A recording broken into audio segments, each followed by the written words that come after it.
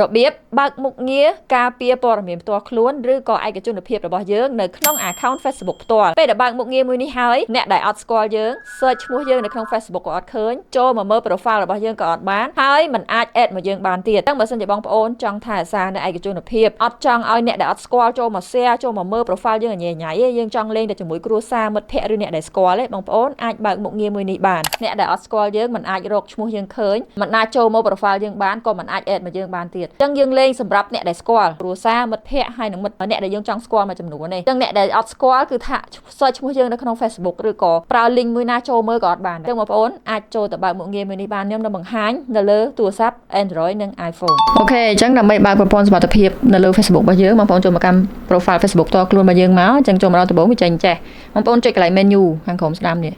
រូប profile យើងហ្នឹងណាហើយបន្តមកចុច setting ហើយមកដល់កន្លែងនេះបងប្អូន scroll ចុះទៅខាងក្រោមបងប្អូនឃើញរូបមនុស្សហ្នឹងហ្នឹងរូបមនុស្សហ្នឹងហើយគេដាក់ថា how people find and contact you នេះចុចលើហ្នឹងហើយមកដល់កន្លែងនេះបងប្អូនត្រូវ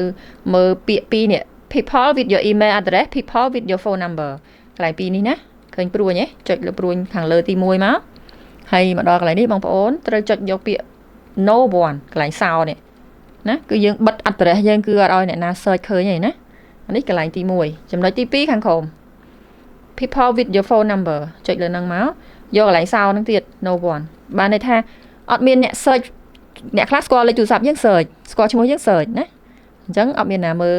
មក search ព័ត៌មានយើងបានទេហើយកន្លែងមួយទៀតកន្លែងនេះណា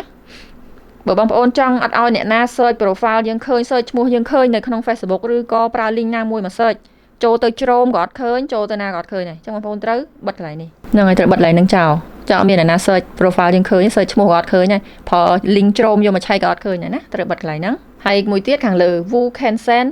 your friend request នេះចុចលើហ្នឹងមកហើយបងប្អូនចុច friend and friend បើវានៅលើអាកន្លែងផែនទី everyone ហ្នឹងត្រូវចុចមកក្រោមវិញអញ្ចឹងមានន័យថាអ្នកដែល confirm អ្នកដែល add មកយើងគឺមានតែអ្នកស្គាល់យើងឯងមានតែ friend យើងឯងអញ្ចឹងបិទប៉ុណ្ណឹងមកគឺថាព័ត៌មាន Facebook របស់យើងអត់មានអ្នកអត់ស្គាល់ណាចូលមើលបានទេព្រោះយើងអត់ចង់ឲ្យអ្នកដែលអត់ស្គាល់ឆែកតាមដានឬក៏ឃើញព័ត៌មានថាយើងលេងអីខ្លះយើងឈ្មោះអីយើងអីចឹងណាអូខេនេះសម្រាប់បងប្អូនដែលចង់បិទហើយបងប្អូនគិតថា profile ខ្ញុំលេងសម្រាប់ public ឲ្យអ្នកណាស្គាល់ក៏បានខ្ញុំគិតត្រូវការ fan ច្រើនអីមិនបាច់បិទទេចាអូខេអញ្ចឹងចប់តាមហ្នឹងហើយបងប្អូនមានចង្អល់អី comment ខាងក្រោមវីដេអូបាន